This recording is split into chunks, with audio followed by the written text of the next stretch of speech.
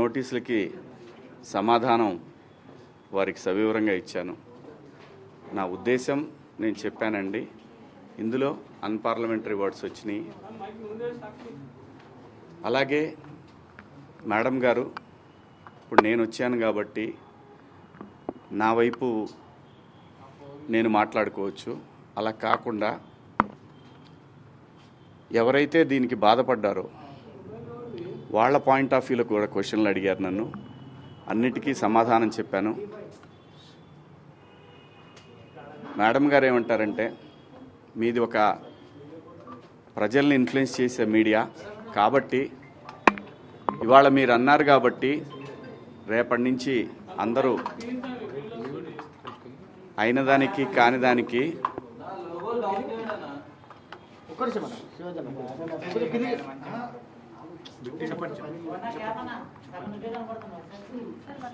అయిన దానికి కాని దానికి ఆడవాళ్ల మీద కామెంట్లు పెడతా ఉంటారు కదా. అంటే కరెక్టే మేడం, ఒక ఇన్ఫ్లుయెన్స్డ్ పర్సన్గా దయచేసి దీన్ని ఆపేద్దాం.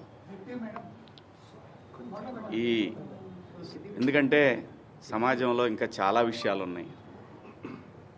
ఇది మేడం గారు చెప్పిన దాని ప్రకారం ఎవరిని హట్ చేయాలని కాదు, ఎవరిని ఇబ్బంది పెట్టాలని కాదు మేడం. నేను జరిగిన సంఘటన చూసి మాట్లాడాను. మాట్లాడిన అంశంలో తప్పుడు పదాలు దొర్లిని, దానికి అందరికీ నేను వివరణ ఇచ్చాను, నా అపాలజీస్ చెప్పాను అని కూడా చెప్పాను. మేడం గారు కూడా చూశారు. నాకు ఇక్కడికి వచ్చిన తర్వాత అర్థమైంది ఏంటంటే, నేను ఏదైతే ఆ రోజున నేను ఏదో జరగబోతుంది అని ఏదైతే గ్రహించానో, నాతో కెరీర్ మొదలుపెట్టిన వాళ్ళు చాలామందికి ఎందుకో నా మీద వ్యతిరేకత ఉంది. ఎందుకో తెలీదు.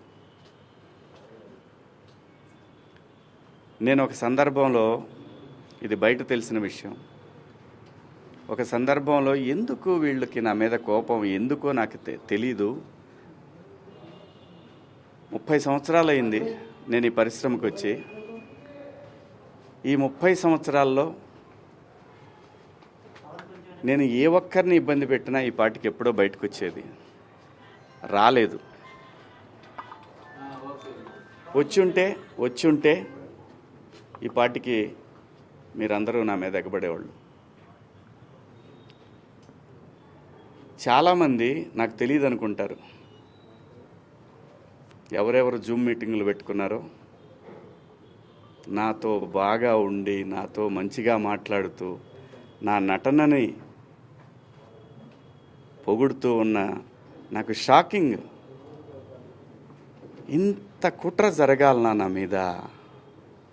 నేను అన్న పదానికి, ఆ 2 పదాలకి, నేను ఆవేశంలో మాట్లాడిన దానికి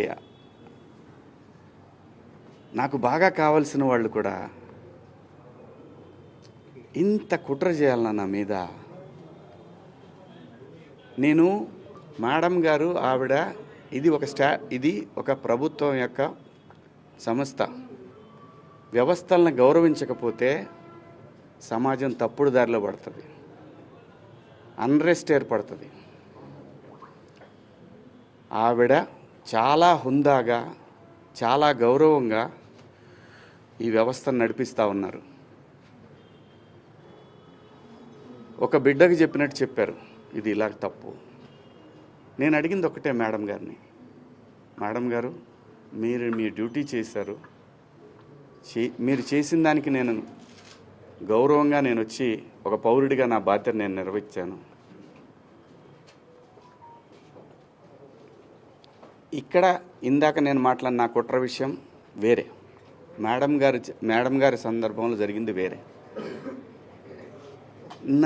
నన్ను అంతగా అసహించుకోవటానికి, మీరు నా మీద అంత జలసీ రావటానికి ఏమిటమ్మా కారణం? నేనేం తప్పు చేశాను? నా బుద్ధి గడ్డి తిని మీ నాన్న చెప్పడా మీ ఇంట్లో మీ అమ్మ చెప్పదా మీ ఇంట్లో? అంత ద్వేషం ఎందుకు పెంచుకుంటున్నారు? వినా స్త్రీయ జననం నాస్తి. స్త్రీ లేకపోతే ప్రపంచమే లేదు. అసలు ఈ మానవాళ్లే లేదు. ఏ మగవాడు కూడా తన ఇంట్లో తన భార్య, తన బిడ్డ, తన అక్క చెల్లెళ్ళు, తన కుటుంబాలు ప్రతి ఒక్కడికి ఉంటాయి. ఇక్కడ ఎవరి మీద దాడి చేస్తున్నారని, ఆ డివిజన్ని తీసుకురావాలని ఎందుకు తహతహలాడిపోతూ ఉన్నారు?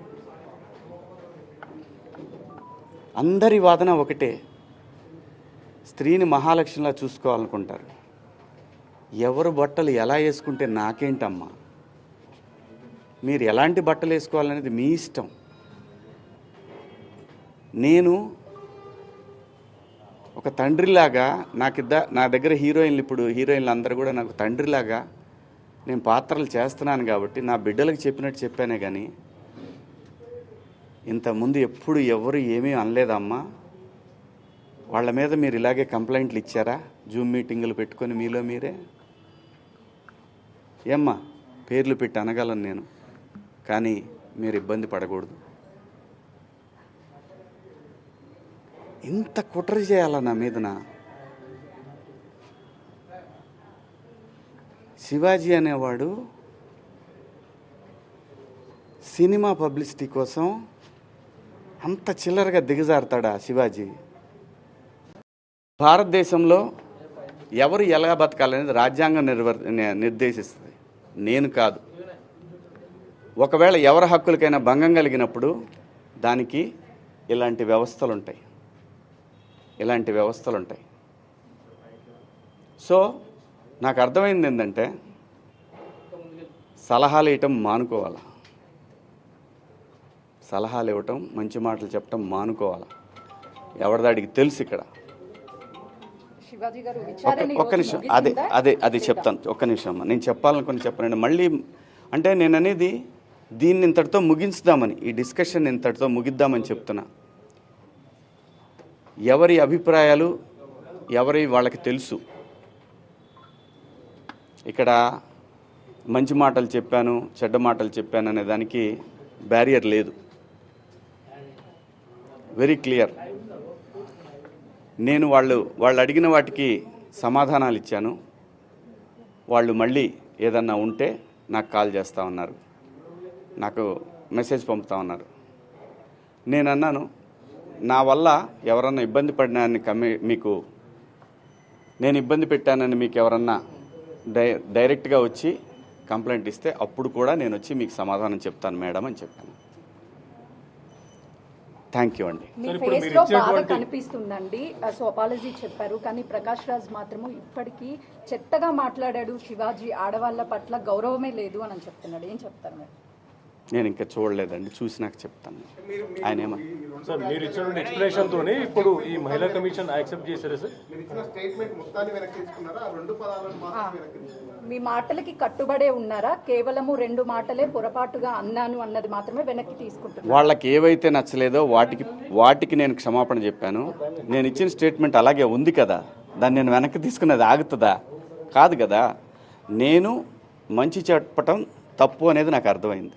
సోషల్ మీడియాలో విపరీతమైనటువంటి మద్దతు వస్తుంది. నేను అనేది ఒకటే, ఏమవుతుందంటే ఎవరినో పొగిడిన తర్వాత ఇంకో ఎవరినో విమర్శించినట్టు అవుతుంది. కాబట్టి ఈ విషయాన్ని ఇంతటితో వదిలేద్దాం. దయచేసి అందరూ కూడా ఎవరి అంతరాత్మలకు వాళ్ళకి తెలుసు ఏం జరుగుతుందనేది. అందరి అభిప్రాయాలను గౌరవిద్దాం. ఫైనల్లీ సోషల్ మీడియాలో మద్దతు పెరుగుతుంది కాబట్టి ఇక మీద నుంచి కూడా అవేర్నెస్ కల్పిస్తూనే ఉంటారా? ఈ లైన్ స్టాండ్ శివాజీ ఒకటి కేవలం ఒక్కరిద్దరు మాత్రమే వ్యతిరేకించారు, బయట సామాన్య ప్రజలందరూ కూడా మీ వెంబడి ఉన్నారు, మద్దతు ఇస్తున్నారు. సో దీనికి మీరేమంటారు? నేను అవకాశం ఇచ్చానండి, కొంతమందికి మాట్లాడే అవకాశం ఇచ్చాను. ఇక్కడ నాకు అర్థమైంది ఏంటంటే, నువ్వెంత నీ బతుకెంత అంటున్నారు, వాళ్ళని గౌరవిస్తాను. ఇప్పుడు మీరు చెప్పిన దాంట్లో కూడా నా మీద అంత నా వెనకాలే ఉండి నా మీద కుట్ర చేశారన్న అదే నేను అనేది. నేను ఎవరికి భయపడను. నేను బతుకు తెరువుకి వచ్చేవాడిని, ఇక్కడ కాకపోతే కష్టపడేవాడిని, ఇంకో చోట పోయి బతుకుతా. అంతేగాని ఆత్మాభిమానం చంపుకొని ఎవడికో భయపడి ఎవడో బెదిరిస్తే ఎవడో వార్నింగ్లు ఇస్తే భయపడే రకాన్ని కాదు. అంత మాత్రం చేత వ్యవస్థలను గౌరవించకుండా, నేనుంటున్న పరిశ్రమను గౌరవించకుండా అంత విలువలు లేని బతుకు నేనైతే బతకట్లేదు. ఇదైతే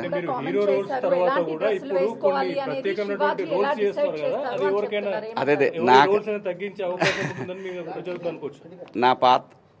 చూడండి, నాకు భగవంతుడు ఈ జన్మలో నటుడిగా బతకమని ఇచ్చాడు. బతికే బతుకులో సమాజానికి ఉపయోగపడే విధంగా బతకమని చెప్పాడు. నేను అలాగే బతుకుతున్నా. అన్నిటికీ ప్రతి ఒక్క దానికి గుర్తుపెట్టుకోండి, కాలం కర్మ అన్నిటికీ సమాధానం చెప్తుంది. నేను ఒకటే చెప్తున్నా, నా వెనకాల అంత కుట్ర చేయాల్సిన అవసరం లేదు. నాకు ఈ సినిమా కాకపోతే నేను రైతు కొడుకుని, నాకు 30 ఎకరాల పొలం ఉంది, వెళ్ళి బతుకుతా. కానీ భయపడే రకాన్ని మాత్రం ఎప్పటికీ కాదు. ఇది పొగరు కాదు, ఇది నా ఆత్మాభిమానం. నాగబాబు గారిది నేను చూడలేదు. వీళ్ళిద్దరు మీరు చెప్పింది నేనేమీ చూడలేదు. అందరికీ నచ్చే విధంగా ఎవరు మాట్లాడలేరు. ఆఖరికి గాంధీజీ మీద కూడా హత్య జరిగింది. ఈ దేశంలో ఈ భూమి మీదనే ఎవరు సాటిస్ఫై చేయలేరు. యథార్థవాది, లోక విరోధి. మీడియా ముఖంగా మహిళలకి మరొకసారి ఏమైనా చెప్పాలనుకుంటున్నారా? తెలీదండి మీడియా ముఖంగా అన్ని అదే